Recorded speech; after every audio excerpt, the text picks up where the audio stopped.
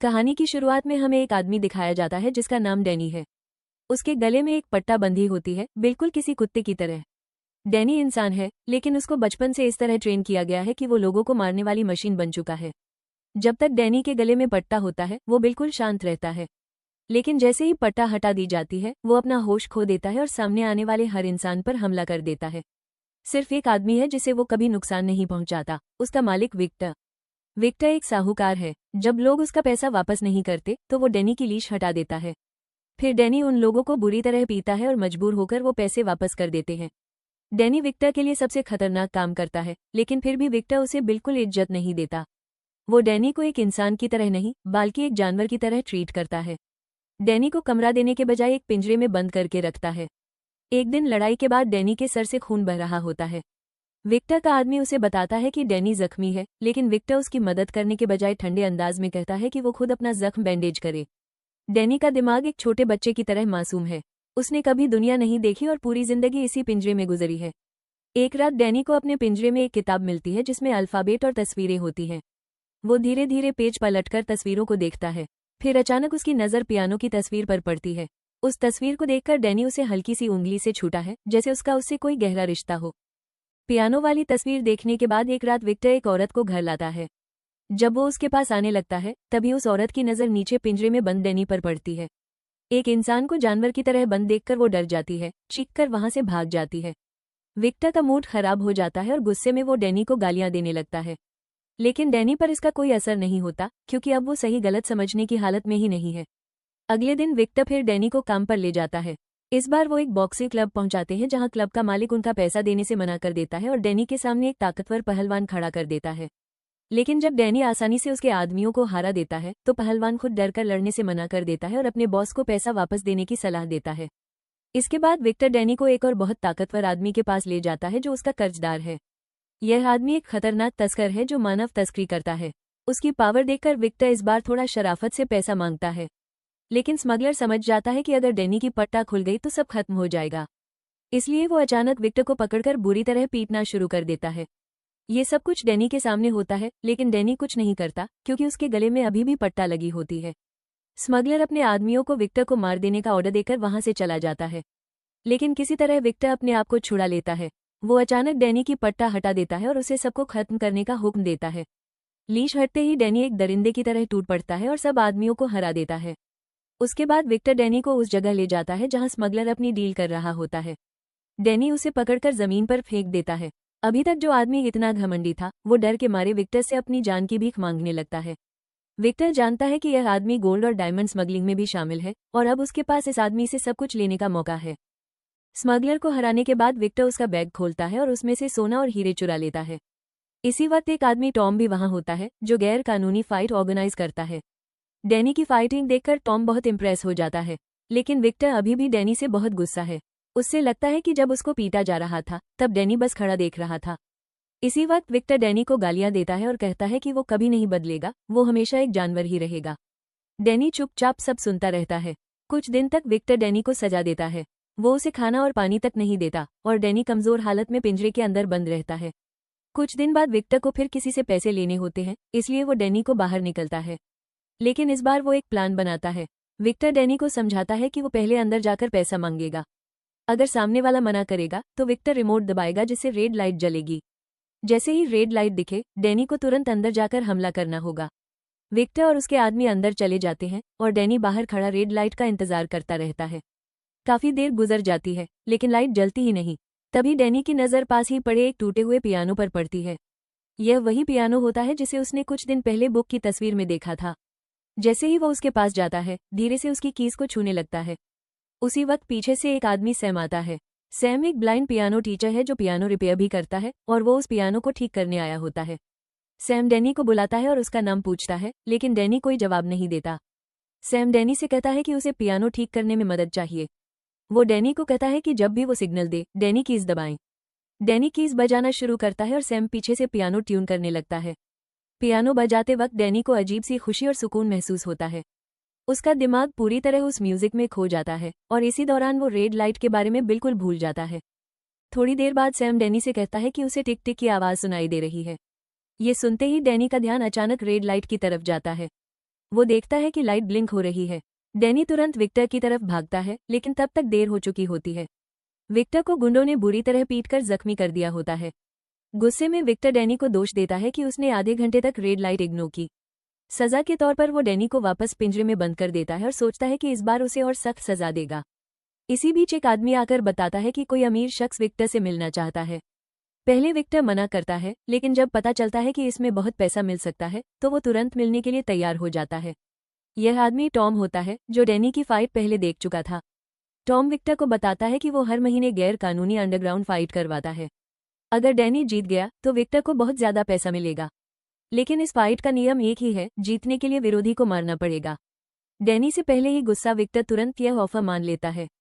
अगले दिन वो डैनी को फाइट वेन्यू ले जाता है। सामने एक बहुत ही ताकतवर और खतरनाक फाइटर खड़ा होता है, जिसे पिछली 15 फाइट में कोई हारा नहीं सका। जैसे ही फाइट शुरू होती है, विक्टर डैनी की बेल्ट हटाकर उसे अटैक करने का ऑर्डर देता है। डैनी बिजली की तरह आगे बढ़ता है और सिर्फ कुछ सेकंड में फाइटर की गर्दन पर 2-3 जबरदस्त स्ट्राइक करता है। वो आदमी तुरंत गिर जाता है और कभी उठ नहीं पाता। पूरा क्राउड शॉक में रह जाता है और टॉम भी समझ नहीं पाता कि फाइट शुरू होने से पहले ही कैसे खत्म हो गई। फाइट जीतने के बाद विक्टर को बहुत बड़ा पैसा मिलता है। वो खुशी से कहता है कि अब डैनी को रेगुलर फाइट करवाई जाएगी और भी ज्यादा पैसा कमाएगा।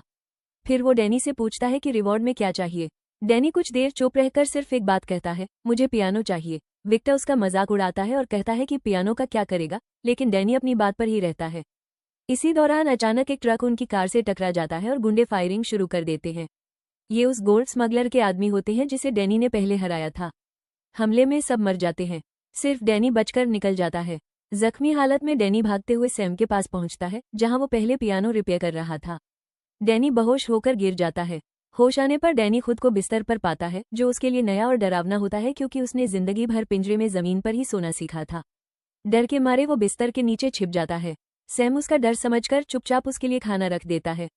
कुछ दिन बाद डैनी बाहर आता है और सैम को पियानो बजाते देखकर रुक जाता है।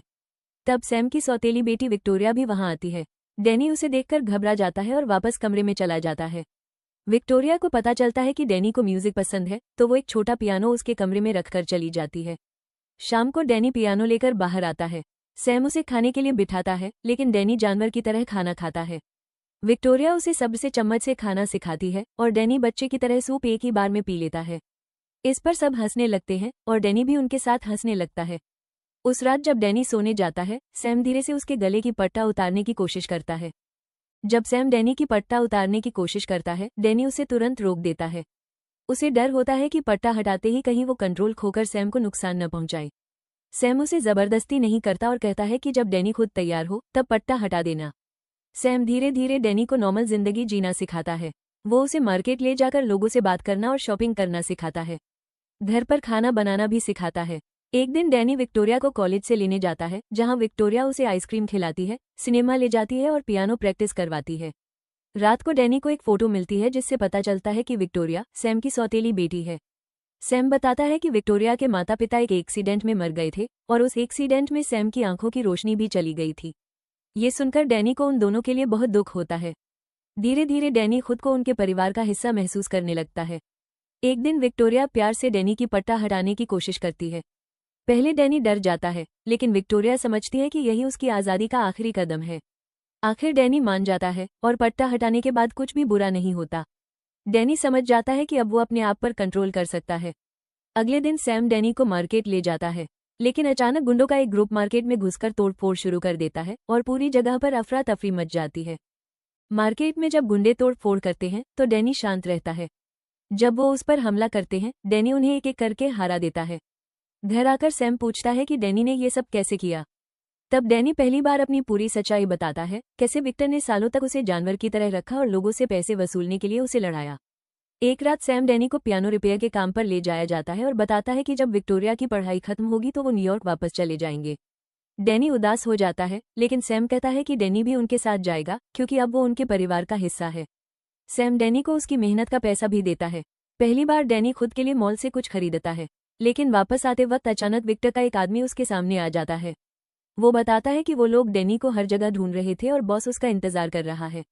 डैनी मना करता है, लेकिन आदमी धमकी देता है कि अगर वो वापस नहीं गया तो उसे मार दिया जाएगा। मजबूरन डैनी वापस विक्टर के पास चला जाता है। विक्टर उसे देखकर खुश हो जाता है क्योंकि डैनी ही उसकी कमाई का जरिया है। वो झूठी हिम्मत दिखाकर कहता है कि उसने डैनी को सड़क से उठाकर पाला था। अगले दिन विक्टर फिर डैनी के गले में पट्टा पहना देता है और उसे एक और लड़ाई में ले जाता है, जहां टॉम अनाउंस करता है कि इस बार लड़ाई और भी खतरनाक होगी क्योंकि घातक हथियारों का इस्तेमाल करने की इजाजत होगी। फाइट में टॉम एक बहुत ही खतरनाक फाइटर को इंट्रोड्यूस करता है जो अभी अभी एक आदमी को मार चुका होता है।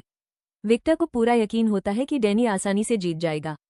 वो डैनी की कॉलर हटाकर उसे अटैक करने को कहता है, लेकिन डैनी मना कर देता है क्योंकि अब वो किसी को हट नहीं करना चाहता। गुस्से में विक्टर उसे जबरदस्ती रिंग में धकेल देता है। फाइटर डैनी पर जानलेवा हमला करता है, लेकिन डैनी सिर्फ बचने और ब्लॉक करने की कोशिश करता है। टॉम गुस्से में और फाइटर्स और वेपन्स रिंग में भेज देता है। बार बार मार खाने के बाद डैनी का सब टूट जाता है और वो फिर से अपने पुराने खतरनाक रूप में आ जाता है।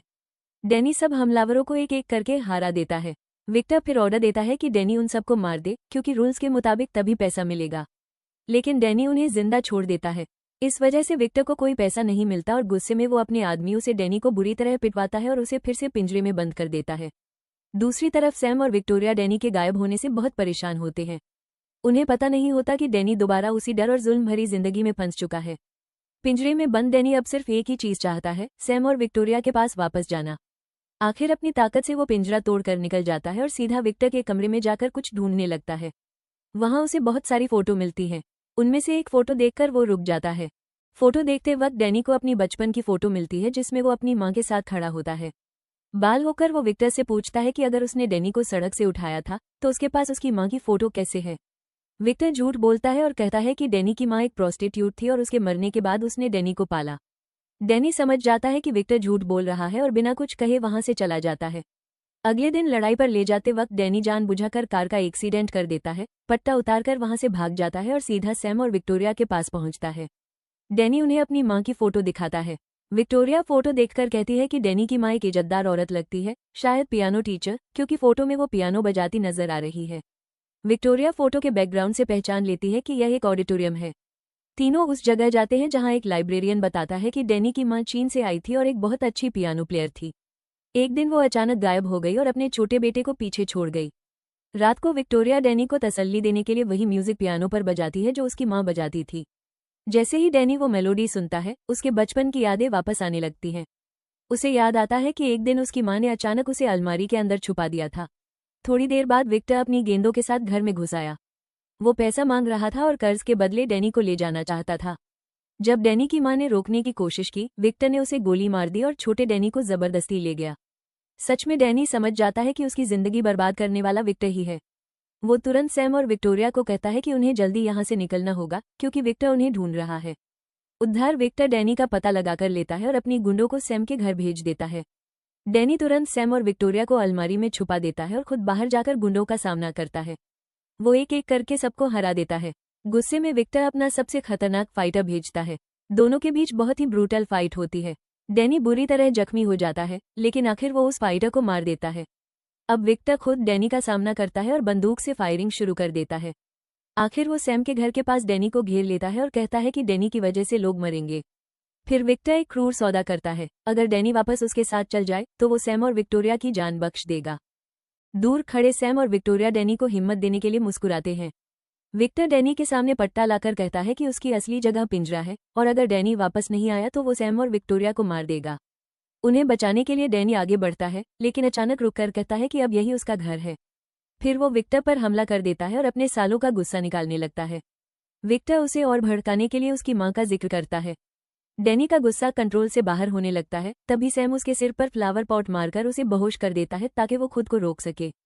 थोड़ी देर बाद पुलिस आ जाती है और विक्टर को गिरफ्तार कर लेती है। उसे उम्र कैद की सजा मिलती है। कुछ दिन बाद डैनी की जिंदगी बदल जाती है। अब उसके पास एक सच्ची फैमिली है, सैम और विक्टोरिया। कहानी के आखिर में विक्टोरिया का म्यूजिक कॉन्सर्ट होता है। म्यूजिक शुरू होने से पहले वो कहती है कि ये परफॉर्मेंस एक बहुत खास इंसान के लिए है। डैनी धीरे से सैम से कहता है कि शायद वो उसकी बात कर रही है। सैम मुस्कुराकर कहता है, हाँ, क्योंकि तुम उसके लिए बहुत जरूरी हो। फिर विक्टोरिया वही म्यूजिक बजाती है जो डैनी की मां बजाती थी। ये सुनकर डैनी खुशी और इमोशन से भर जाता है और इसी पावरफुल मोमेंट पर कहानी खत्म हो जाती है।